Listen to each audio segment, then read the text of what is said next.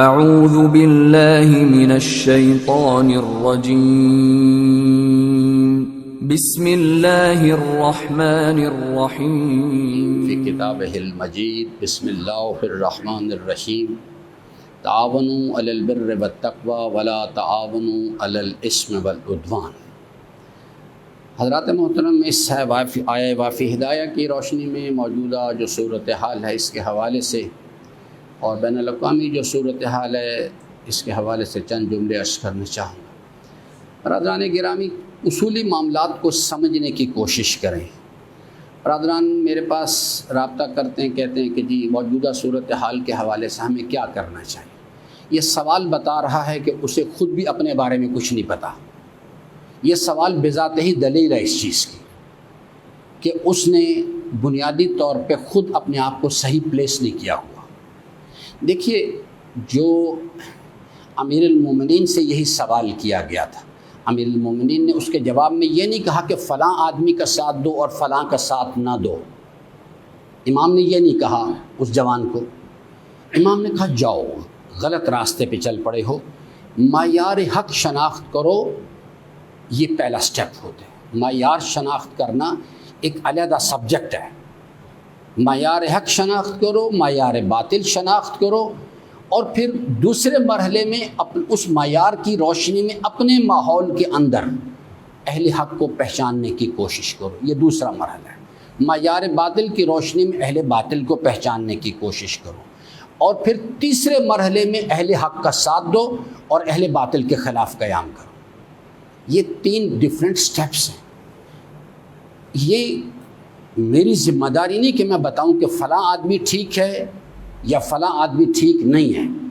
میری ذمہ داری اصولی باتیں سمجھانا، آپ کو باقی اللہ تعالیٰ نے ہر انسان سے بقدر عقل حساب لیا جائے گا۔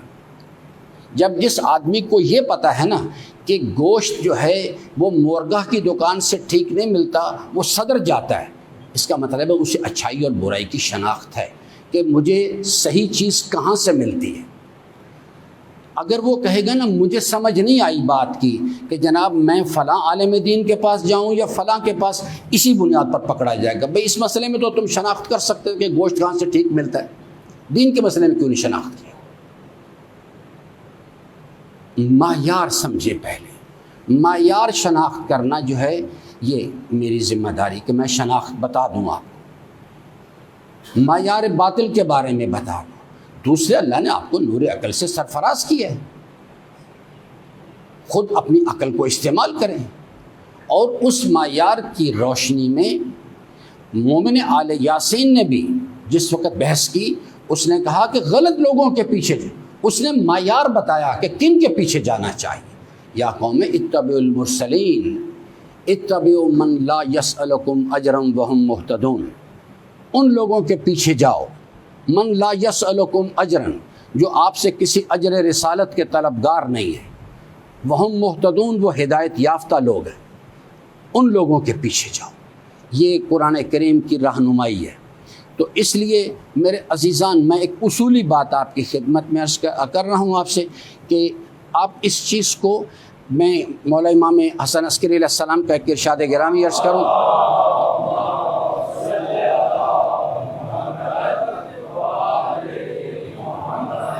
یہ جو ایک سیکولر اپروچ ہے سیلف سینٹرڈ ہونے کی، ممنچے ہمیں کیا دلچسپی ہے کیا ہو رہا ہے، مجھے صرف اپنے کاروبار سے دلچسپی ہو، اپنی نوکری سے دلچسپی ہو۔ تو امام فرماتے ہیں جو شخص اپنے آپ کو مسلمان کہتا ہے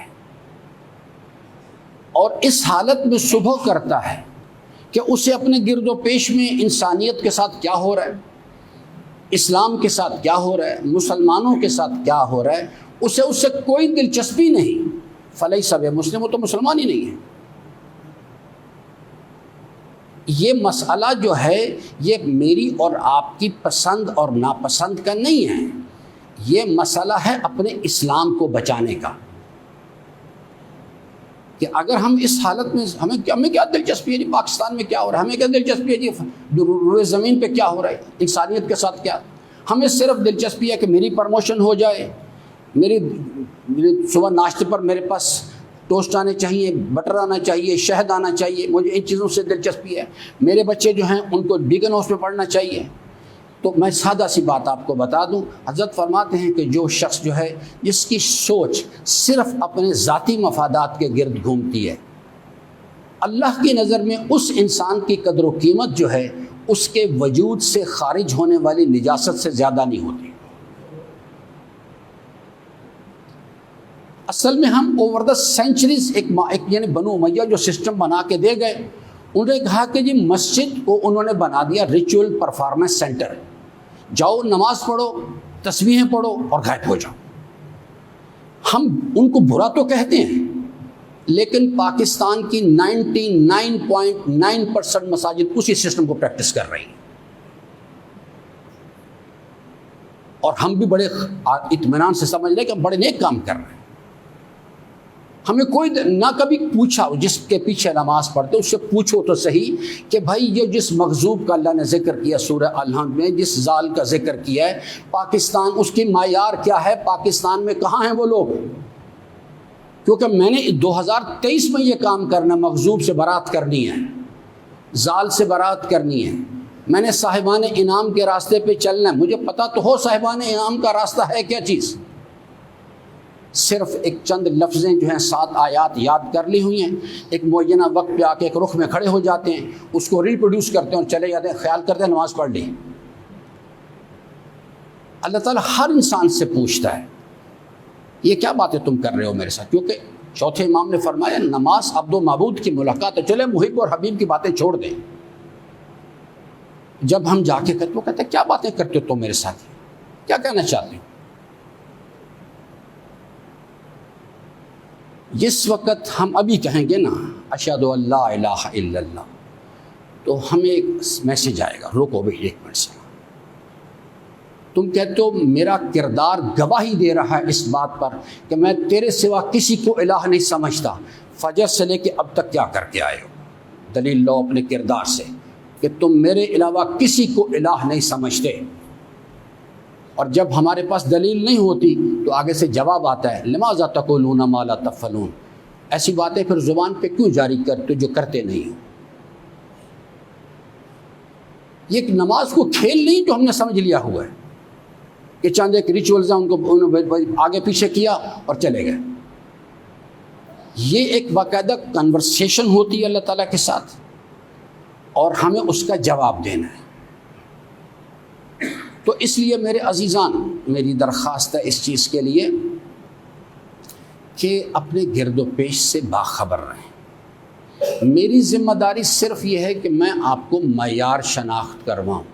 پھر اپنی عقل سلیم کو ذرا تھوڑی زحمت دیں، خود اپنے گرد و پیش پہ غور کریں اور امیر المومنین کے اس فرمان پر عمل کرنے کی کوشش کریں. کھونا للظالم خصمن، ظالم انسانی معاشروں کے کردار ہوتے، ہو سکتا ہے کبھی میرا باپ ہو سکتا ہے میرا بیٹا ہو. اور یہ بہت بڑا امتحان ہے کہ اگر بیٹا سامنے آ کے کھڑا ہو جائے یا باپ سامنے آ کے کھڑا ہو جائے، اس وقت بڑے بڑے نماز شب پڑھنے والے جو ہیں نا ان کا ایمان بیٹھ جاتا ہے. اس لیے کہ یہ جو انما اموالکم و اولادکم فتنہ، مال اور اولاد بہت بڑے امتحان ہیں.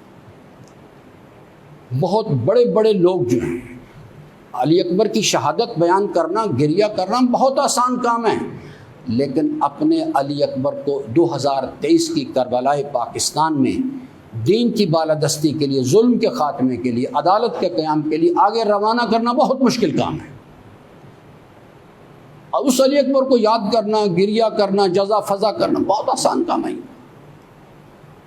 لیکن اگر سامنے اولاد آ کے کھڑی ہو جائے، اسی طرح فرمایا تمہاری اولادوں میں اور تمہاری بیویوں میں تمہارے دشمن پوشیدہ ہیں. دشمن سے کیا مراد ہے؟ ان کے ساتھ جو وابستگی ہے وہ انسان کو ڈریگ کرتی ہے اللہ کی نافرمانی کے راستے پہ. وہ یہ دشمنی کرتے ہیں، ایسے تقاضے کرتے ہیں. میں پاکستان کی صورتحال کو جانتا ہوں. پاکستان کے مڈل کلاس کے پرٹیکولرلی جو خاص طور پہ مرد جو ہیں، شاید جو حرام میں مبتلا ہیں، وہ شاید حرام میں مبتلا نہ ہوتے، وہ جو گھر سے پریشر آ رہا ہے مسلسل اولاد کی طرف سے، بیوی کی طرف سے کہ دیکھو یہ فلاں چیز چاہیے، یہ چیز چاہیے، فلاں کے گھر میں یہ چیز آ گئی، یہ مرد کے پاس، ہر مرد کے پاس اتنا ایمان نہیں ہوتا کہ سسٹین کرے. ایک وقت آتا ہے وہ ہتھیار پھینک دیتا ہے اور خود بھی جہنم میں جاتا ہے اور اپنے لواحقین کو بھی لے کے جاتا ہے ساتھ. تو اس لیے میری درخواست ہے اس چیز کے حوالے سے خود شناخت کریں، اپنی عقل سے کام لیں اس چیز کے بارے میں. اور یہ یاد رکھیں کہ امام نے فرمایا تھا فلیس بمسلم، جو شخص جو ہے اپنے گرد و پیش سے باخبر نہ ہو، اپنی ذمہ داری کو تشخیص نہ دے اور اس پر اپنی ذمہ داری پر عمل پیرا نہ ہو، وہ فلیس بمسلم، وہ مسلمان نہیں. دو چیزوں کی میں نے پہلے بھی توجہ دلائی تھی، اس میں بڑی اہمیت کا حامل مسئلہ ہے اس چیز کے لیے. ایک چیز جو ہے وہ یہ ہے کہ اگر ہم اس وقت شناخت نہیں کر رہے نا، ہمیں سمجھ ہی نہیں آ رہی، تو یاد رکھیں گے جب ظہور ولی اثر ہوگا جب بھی سمجھ نہیں آئے گی. یہ اچھی طرح نوٹ کر لیں اپنے پاس. اگر لوگوں کا یہ خیال ہے کہ اس وقت کو خاص الہام جبرائیل آ کے مجھے کرے گا، اگر اس وقت کربلائے پاکستان میں حق و باطل کی تمیز نہیں ہے نا، کون اہل حق ہیں اور کون اہل باطل ہیں، کون ظالم ہے اور کون مظلوم ہے، تو یاد رکھیے گا ظہور ولی اثر کے بعد بھی سمجھ نہیں آئے گی. اس وقت بھی یا ہم نیوٹرل ہو جائیں گے اور یا ہم ظالمین کا ساتھ دیں گے. اس لیے اپنے رابطے کو ٹھیک کریں. میں نے آپ کو ایک یعنی لائن آف ایکشن بتائی تھی. میں نے کہا تھا دور حاضر میں جو الہی تحریک غلبہ دین کی، اس کے جو راہبر ہیں، رہنما ہیں، وہ حضرت ولی اثر علیہ السلام. اس میں کلام کوئی نہیں، الہی منشا جو ہے ان کے ذریعے سے ورود کرتی ہے آگے. جس الہی طرف میں تھوڑا سا درود پیش کر دوں، یہ دیکھیے کائنات کا جو نظام ہے اس کے اندر یہ رحمت الہیہ پہ چل رہا ہے. رحمت الہیہ کے دو پہلو ہیں، ایک رحمانیت ہے، ایک رحیمیت ہے. وما ارسلناک الا رحمت العالمین. اللہ تعالیٰ عالمین کا رب ہے، وہ عالمین کی طرف اس کی رحمت کے نتیجے میں کائنات اپنے وجود کو برقرار رکھے ہوئے. جو بھی حضرت فرماتے ہیں جو بھی رحمت نازل ہوتی آج بھی روٹ وہی ہے، اسی روٹ سے آئے گی، اللہ کے رسول کے پاس آتی ہے اور وہاں سے پھر آگے وہ درجہ بدرجہ نیچے منتقل ہوتی ہے. آج بھی سلسلہ وہی ہے.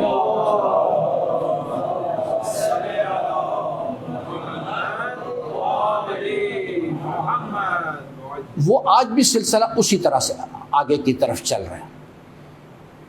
اگر ہم سمجھنا چاہتے ہیں بات کو، اگر اس پروگرام کے اندر شامل ہونا چاہتے ہیں، تو میں نے آپ کی خدمت میں عرض کیا تھا کہ حضرت اس کے کمانڈر ان چیف ہیں اور وہ سلسلہ آگے کی طرف چل رہا ہے.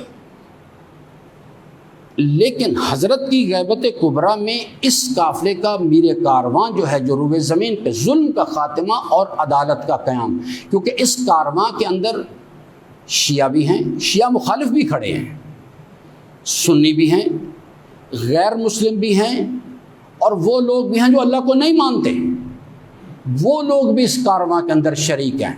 بنیادی طور پہ مسئلہ ہاتھ کھولنا یا ہاتھ باندھنے کا نہیں ہے، ظلم کے خاتمے کا مسئلہ ہے.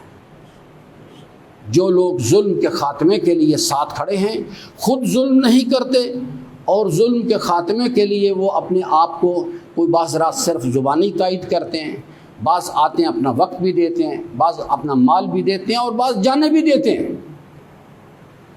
اور یہ صرف یہ نہیں کہ یہ مسلمان کر رہے ہیں، غیر مسلم بھی کر رہے ہیں. الہی نظام جو ہے نا، پہلے اسے ڈیپلی اسٹڈی کریں اچھی طرح سے. اور اسی طرح سے ادر وے راؤنڈ بھی ہے کہ اگر صرف یہ نہیں ہے کہ اس غلبہ دین کی تحریک کے خلاف جو ہیں، جو یہودی اور عیسائی یا دہریے کے خلاف ہیں، اس کے اندر شیعہ بھی شامل ہے، اس کے اندر سنی بھی شامل ہے. اور جو اندر کھڑے ہیں جو اس وقت وہ زیادہ خطرناک ہیں بمقابلہ ان لوگوں کے جو اس باہر کھڑے ہیں. جو اندر کھڑے ہیں وہ زیادہ خطرناک لوگ ہیں. تو میں نے اس کیا تھا کہ دیکھیے، آپ اگر چاہتے ہیں تو اپنے جس آدمی سے آپ رہنمائی لے رہے ہیں، جسے ایک ریزیڈنٹ عالم کہتے ہیں، اس کے بارے میں اچھی طرح سے کل اللہ تعالیٰ یہ نہیں سنے گا. اللہ تعالیٰ کی ذمہ داری تھی معیار شناخت کروا دینا مجھے راولپنڈی میں، مجھے پاکستان میں کن لوگوں کے ساتھ یعنی کہ رہبر معظم بھی تو ہمارے پاس ہی کھڑے نا، ان تک رابطہ کرنے کے لیے میں نے کس کے ذریعے سے جانا ہے، کہاں سے رہنمائی لینی ہے. اگر میں غلط آدمی سے رہنمائی لوں گا، غلط آدمی کے ساتھ اٹیچ، تو میں اس بنیاد پر یہ کہہ کے کہ جی پروردگارہ ہماری مسجد کے تو مولانا صاحب یہ کہتے تھے تو اس واسطے تو میرے تو اب میرے نہ یہ ہم یہ کہہ کے اپنے آپ کو نہیں بچا سکتے. اللہ تعالیٰ نے کہا ہم نے آپ کو عقل دی تھی کہ نہیں دی تھی، ہم نے آپ کو معیار شناخت کروایا تھا، کیوں غلط آدمی کے پیچھے گئے، کیوں غلط آدمی سے باتیں سننے کی کوشش کی، ہم نے تو منع کیا تھا اس چیز سے. اس کو اپنی ذمہ داری سمجھیں، اس سوال کا جواب تیار کر کے جائیں کہ ہم غزن فرتونسوی آتا ہے یا وہ پروفیسر تصدق آتا ہے، اس کی مجلس سے بھی چلے گا جی مولا کی مجلس سے. میرے عزیزان، کبھی شیطان بھی مولا کی مجلس پڑھا کرتا ہوں، وہ شیطان ہے اور ہم کہتے نہیں وہاں ثواب مل رہا ہے. حضرت فرماتے ہیں کہ جو دنیا پرست علماء ہیں ان کی صحبت سے دور رہو، وہ محافل اللہ کی رحمت سے دور ہوتی ہیں اور ہم وہاں ثواب لینے چلے جاتے ہیں. تو اس لیے میرے عزیزان، سب سے پہلے معیار شناخت کریں، اور معیار شناخت کرنے کے بعد حق کا بھی اور باطل کا بھی. دو معیار بڑی دقت کے ساتھ سمجھیں. ایک عالم ربانی کون ہوتا ہے؟ ہر وہ آدمی جو میری طرح سر پہ امامہ رکھ لے وہ عالم ربانی نہیں ہوتا. جو 10 سال 20 سال نجف قم میں گزار لے وہ عالم ربانی ہونے کی کوئی دلیل نہیں. جو لمبی تقریریں کرے کوئی دلیل نہیں. اس کے لیے اصول بتائے گئے. میں نے اس پر بڑھ چکے تفصیلی بحث کی ہے اسی مقام پہ، اور میں نے سورہ یاسین سے آپ کو عرض کیا تھا کہ مومن آل یاسین کی بستی کے لوگوں کی جو تباہی کا سبب ہے، جس کی وجہ سے اللہ تبارک و تعالیٰ نے ان کو غرق کر دیا بری طرح سے، غلط علماء کے پیچھے چلنا تھا. مومن آل یاسین نے اسی چیز کو پوائنٹ آؤٹ کیا. قرآن کریم یہ نہیں بتائے گا کہ راولپنڈی میں کون غلط لوگ ہیں اور کون صحیح لوگ ہیں. پاکستان میں قرآن اصول دے گا کیونکہ وہ ہماری عقل کو خطاب کرتا ہے. عقل رسول باطنی، انبیاء رسول ظاہری ہیں. رسول ظاہری آتے ہیں آ کے رسول باطنی سے خطاب کرتے ہیں. جو آدمی عقل سے کام لینے کے لیے تیار نہیں، اسے نہیں کوئی سمجھا سکتا. تو اس لیے میری بڑے ادب سے درخواست ہے، ایک تو اس چیز کو اسے ٹھیک کریں، اس شناخت کو ٹھیک کریں کہ کس سے آپ رہنمائی لے رہے ہیں.